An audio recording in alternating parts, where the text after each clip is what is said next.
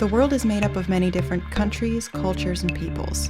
Yet despite all these differences, they all have one important thing in common. All human beings are born free and equal in dignity and rights. This is what it says in the very first article of the Universal Declaration of Human Rights of December 10, 1948. The notion of human rights has become one of the most important in the history of humankind. But what exactly are human rights? Who is responsible for protecting them? And do they really apply to all people? We describe human rights as those rights which apply to every single person, simply because he or she is a human being. They are innate.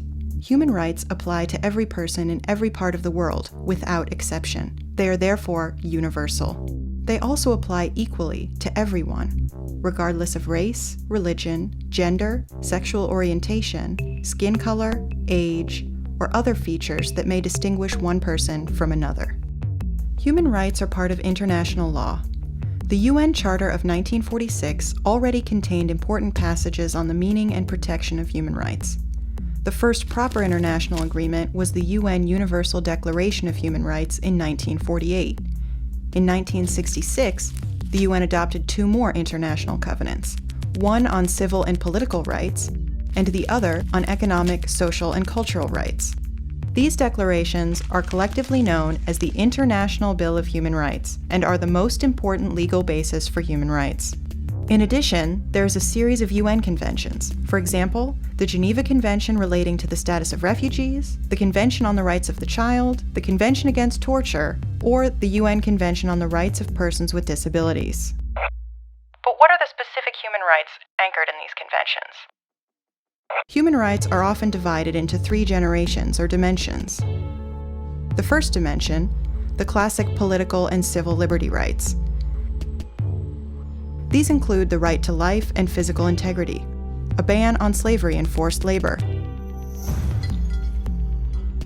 protection from torture, freedom of thought, conscience, and religion, a comprehensive ban on discrimination, and the right to vote. The second dimension, the economic, social, and cultural human rights.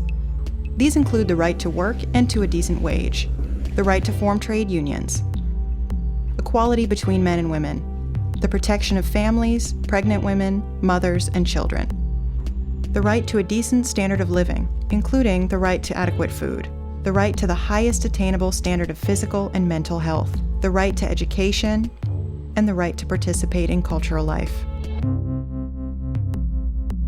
The third dimension deals with the rights of groups. It includes the right to self-determination, the right to development, the right to a clean environment, and the right to peace. The principle of the indivisibility of human rights is important.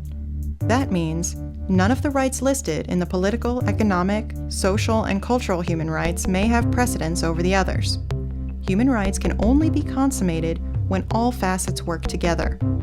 The exercise of civil and political rights depends on the safeguarding of economic, social, and cultural rights, and vice versa. And who exactly has the job of implementing and upholding human rights? Countries carry the main responsibility. They are obliged to refrain from any action that would violate human rights, must protect them from violation, and create the necessary conditions for people to fully exercise their human rights. The UN's central body is the Human Rights Council, a body of 47 countries based in Geneva. It reviews the situation on human rights on a regular basis in all of the UN member states. It can also send independent experts to individual countries. The problem: there are many countries on the Council which do not themselves uphold human rights. The UN Security Council concerns itself particularly with the protection of human rights during wars and armed conflicts. For example, it works to end the recruitment of child soldiers. The High Commissioner for Human Rights is responsible for coordinating the human rights work of the entire UN body. She has local offices in all parts of the world and can send human rights experts to UN peace missions.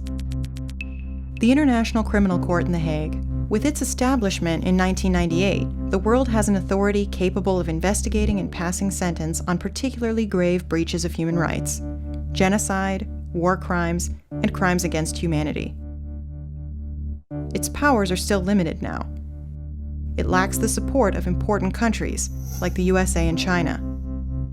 But a crucial step has been taken. War criminals can no longer commit their transgressions with impunity. Along with the global institutes of the UN, there are various regional human rights agreements and bodies. The European Convention on Human Rights and the European Court of Human Rights in Strasbourg. The African Charter on Human and People's Rights. And the American Convention on Human Rights. Civil society has an especially important role to play.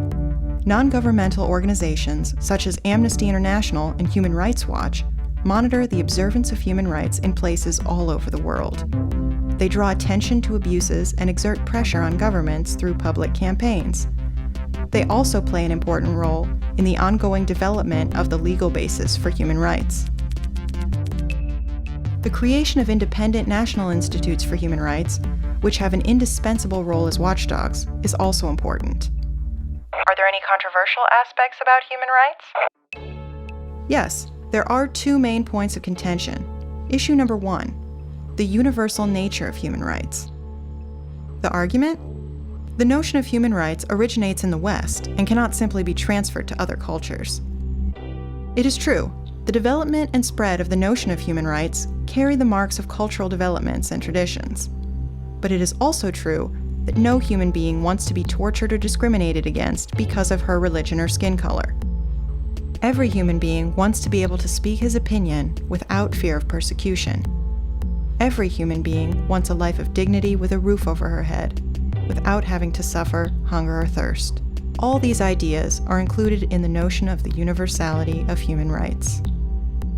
It is important to note that it is frequently countries or groups which are themselves responsible for human rights violations that call this universality into question. Issue number 2. Western countries are accused of using human rights as a pretext for military intervention in other countries and of committing human rights abuses themselves. It is clear, no country is the sole defender of human rights. Human rights are violated in Western countries too. Especially following the attacks of 9/11, measures were introduced that compromised human rights. The justification? The war on terrorism.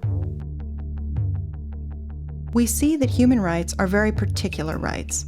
They apply equally to every individual. Respect for and protection of human rights must be at the heart of government activity, since human beings are both the reason for and the object of every policy. People do not exist for the state, but the state for people. The struggle to secure and defend human rights must be continually renewed, for we can only secure permanent peace and stability if we respect human rights.